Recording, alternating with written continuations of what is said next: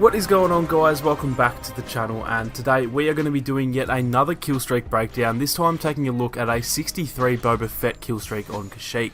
Now, anyone that's been around the channel a while probably knows that Boba is by far my favourite character to play as. He really suits my playstyle with his jetpack and his crazy damage output, and so I'm glad I can finally bring you guys a Boba streak since most of the others have actually been Saber streaks.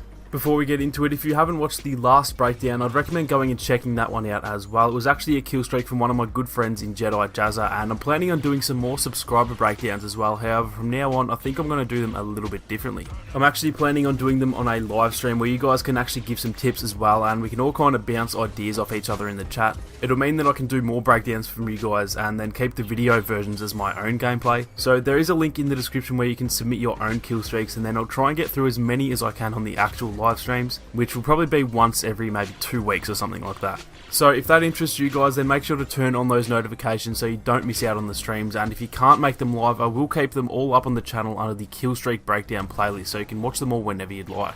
But anyway, with all of that out of the way, we're going to get into the actual kill streak, and like I said, this was on Kashyyyk, so personally for me, this is probably one of my best maps for Boba. I used to more favour Tatooine, but honestly, since they've reduced the battle points so that they only cost 4,000 now, I think this is probably my favourite map for Boba now. Honestly, I don't know what I was doing here. I think I was setting up the recording, so I was standing around like an idiot for a little bit. You're going to see here in a minute that I've noticed the LAAT there, and you're going to be probably wondering why I'm shooting at it. It's actually a pretty decent tip. You can take these out fairly easily. Obviously, my aim is fairly off with the rockets there, but surprisingly, you can take these things out pretty easily. So if you do see one of these and they're trying to, if they're trying to take you out, which we all know how annoying that can be, if you actually just hover with your jetpack so that they can't really hit you, and then you try and just fire at them and use your rockets as well, you can take them out fairly quickly. Now, before we get too far into it, the cards that I was using for this kill streak, I believe, is the Health on Kill card, which is called Bouncy Claimed, the Intense Barrage card, which is the one that gives you the extra rockets, which you'll see right here. That card just makes this ability about twice as good as it is without the card, so I definitely recommend that one. And then I think the other card I was using was Death from Above, which gives you reduced damage, or I'll sometimes switch between the extra jetpack fuel or the Blaster Disabler card, which a lot of people don't really tend to use, and it is very situational, but it is actually a pretty decent card as well.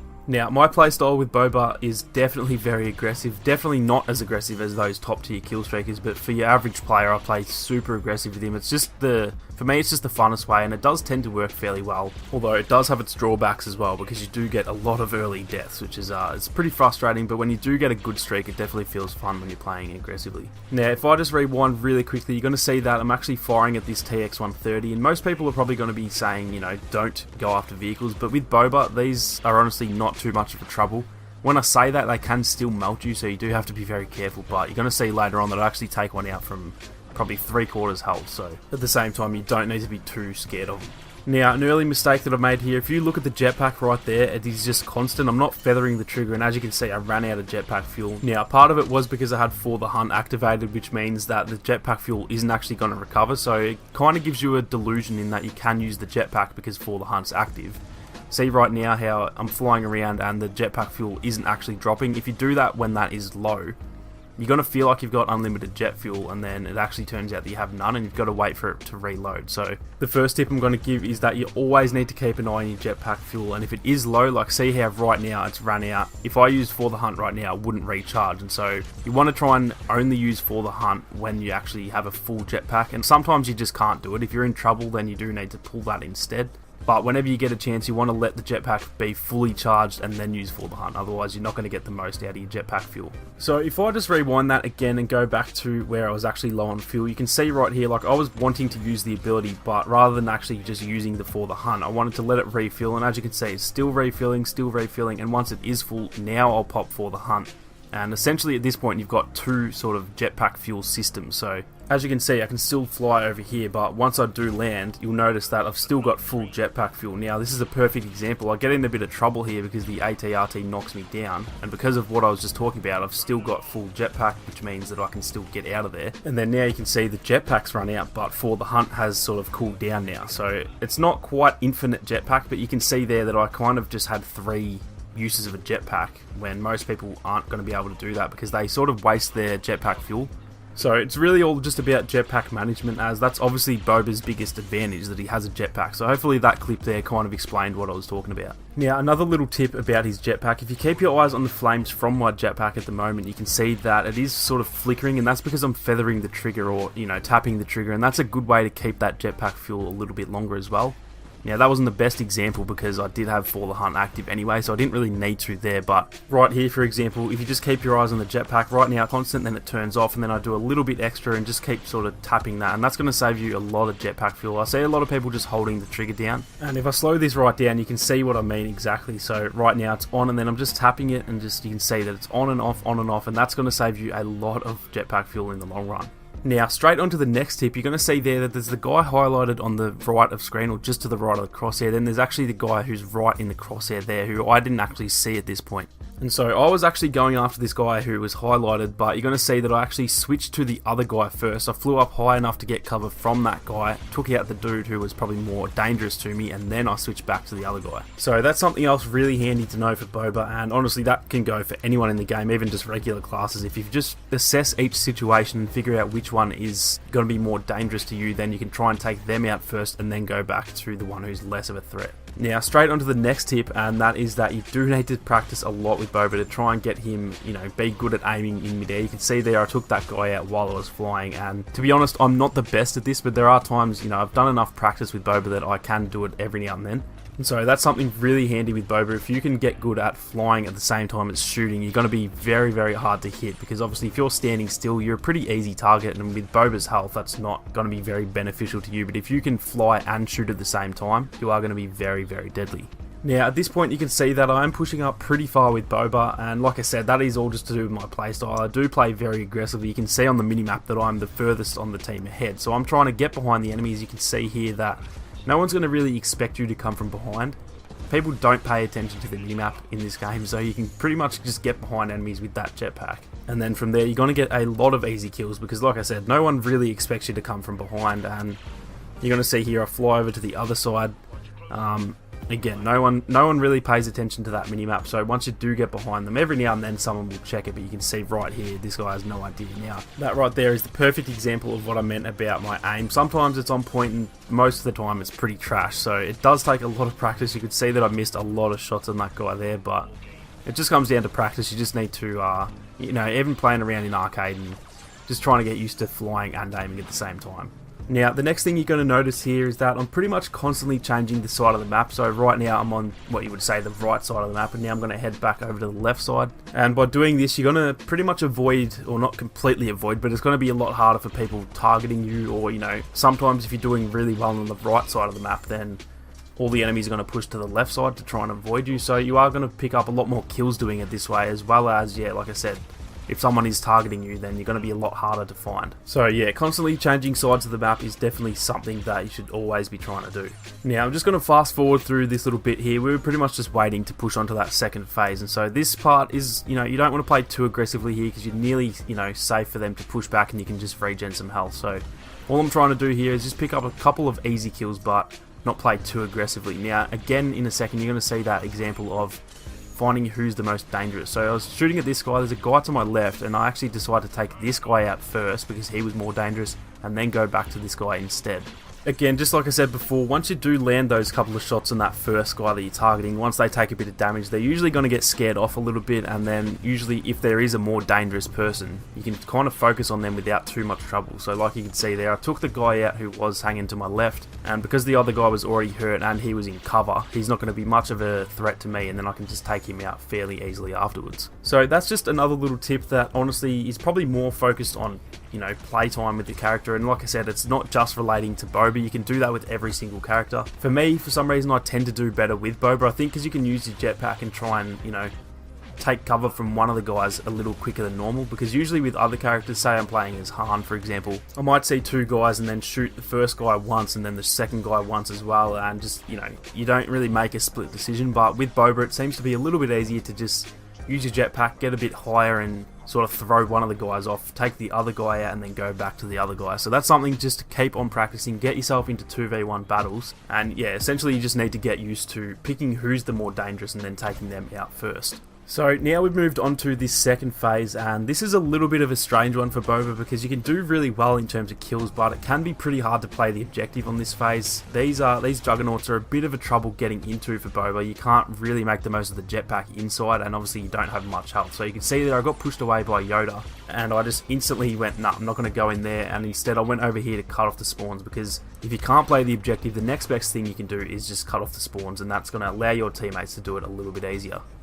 Now, instantly contradicting what I just literally said right then, right here I actually decided to go into the Juggernaut. I noticed that there wasn't really anyone over here, so if you do have a hero, I said this on the last one, try and play the objective because you can really help your team out. Now, right here was a little bit of a sneaky move. You can see that I noticed a couple of people just about to come up the stairs, and there was a tank out on the ramp as well. Plus, I noticed that one of these guys is a Wookiee. So rather than going straight out there and facing them, I let them come up the stairs a little bit. And as you can see, now that they're running horizontally, they're not really looking in my direction, and that allows for 3 easy kills. So that's another thing with Boba, you do need to have a little bit of patience, because let's just say I had gone out there as soon as I saw them, the Wookiee probably would have knocked me out of the sky, and there was a tank and, you know, 2 other people there. So instead I just waited that 1 or 2 seconds, and as you can see, it made it a lot easier. Now, this guy quickly became a focus for me because he got past and he was about to get into the objective. So you can see there I chased him down. Unluckily I got knocked out of the sky here by the TX-130. But this is actually what I was talking about earlier. You can take these out fairly easily. You can see it's at about, I'd say about 3/4 health there. And you can see I focused on the back of it as well, because that is the weak spot. And then a couple of rockets plus, I think there was an AAT shooting at it as well. So,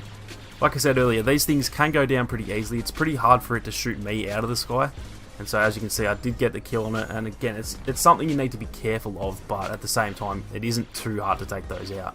Now, you're going to see here, I was in a situation where I had no jetpack fuel, and this guy thought he could kind of hide from me. Not many people are going to expect you to rush as Boba, because, you know, when people play Boba, they generally fly around a lot, so if you run up to people with your melee, most of the time you're going to catch them off guard, and you can get some pretty easy kills with it.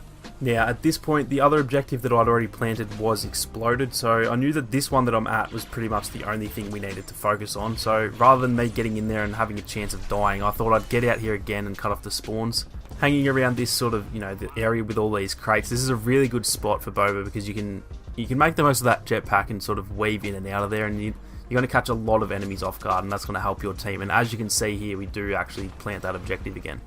So now that this objective is planted, there's really no point if you are playing as Boba to go in there, unless it's, you know, in dire situation. But you can see on the minimap we do have a teammate in there who is a hero, and so my only goal at this point is just to get as many kills as I can, not only to, you know, increase the kill streak. I'm at 46, so I'm really gunning for that 50 here, but this does also help your team as well. These players that you're killing, they can't get into the objective, so a lot of people say that when people do this, it's not playing the objective. This is still helping the team in a way. So, like I said, once those objectives are planted, you really should just be trying to cut off their spawn. That's probably your best bet as Boba. If you're if you're someone like Vader or something, then you might be best being in the Juggernaut and trying to just defend it. But for someone like Boba who's not as helpful in there, you're definitely better off just trying to cut off the enemy spawn. So we have now moved on to this last phase. I think I was at 49 at this point, so obviously I'm, you know, gunning to get that extra kill to get to the 50 mark. You can see here there's a couple of enemies. This is something I wouldn't recommend doing too much, trying to push up there when the boundary's there, but you can see it luckily worked out and I managed to get the 50. So at this point I was pretty happy, and we did still have the last phase as well. Now, you're going to see here, even though I mentioned about the TX-130s earlier on, I saw that one and I was going to go for it, but I thought it's not really worth it. I think it ended up exploding because it was out of bounds anyway. So it comes down to just learning to pick your battles, and like I said, I could have probably gone for that one and I might have killed it, but at the same time I might have also died too, and if you died going into the last phase, it's definitely not going to help your team. Now, if I just rewind this really quick, a good tip if you get pulled out of the air by Anakin, you can see that I waited, and then as soon as I landed I dodged and I missed that heroic might. Most Anakin players, they're just going to spam their abilities. That's all they're good for, really. So you're going to see a lot of people doing the pull and then a heroic might instantly. So if you do get pulled to the ground by Anakin, as soon as you land, try and dodge, because they're usually going to use that and then you're going to dodge it, and from that point there's not really much Anakin can do to stop you. Now, in this last phase, it's good to play really aggressive with Boba, like I said before, with cutting off their spawn. That's pretty much what you want to be doing here again. My record with Boba before this was 66, and so I was really trying to beat that, and you can see here I'm a little bit low on health, so I'm trying to just get to safety, but at the same time I don't want to be fully running away, because you still want to stay up at the action. You can see here Yoda's jumping around trying to kill me, so I fall back a little bit.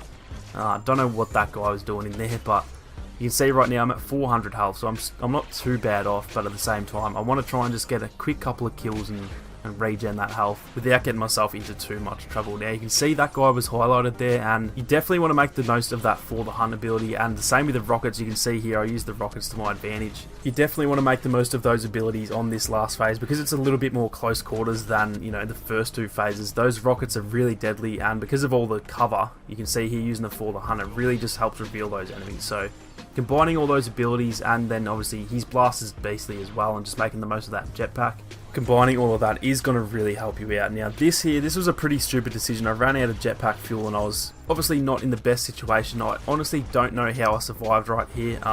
To be honest, I don't think this was probably the best lobby, so that's probably why the streak was so high for me. But at this point I'm at, I think I was 62, and obviously like I said, my record was 66, so I was really gunning for that here, and that is actually what ends up getting me killed. I played a little bit too aggressively. You can see here that I'm at 236 health, so that's not much. That's pretty much less than most reinforcements, so I'm definitely playing a little bit too aggressively here for how much health I had. I should have been, you know, just falling back a little bit, trying to pick off a couple of people to get the health back. But like I said, I had it locked into my head that I wanted to beat that 66, and so that was eventually the downfall. I kind of thought that the game was going to end before I reached it, which, yeah, ended up playing way too aggressively, trying to pick up those last couple of kills. You can see I picked up this last one, and you can see by my health that I'm not in the best situation, and that's generally going to make you, you know, panic a little bit. And as you can see, unfortunately died to a grenade, which is honestly probably the worst way to die on a kill streak, because who dies to a grenade as a hero? But at the end of the day, it just came down to me playing way too aggressive, and I had it locked in that I was, you know, I needed to get that 67. But I think if I had have just played a little bit slower, the game didn't end straight after this, so I might have actually got that if I played a little bit slower, and, you know, I might have even gotten a 70 if I had have stayed a little bit more defensive and just letting the enemies come to me rather than me chasing them.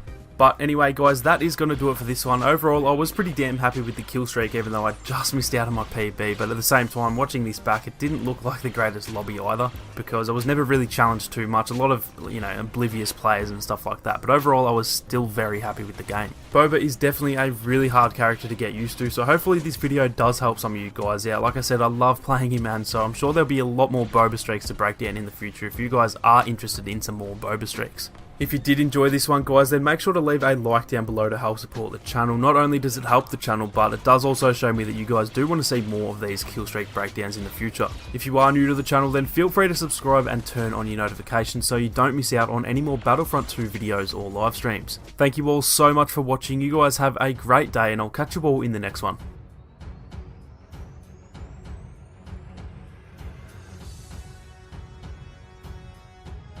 There's always room.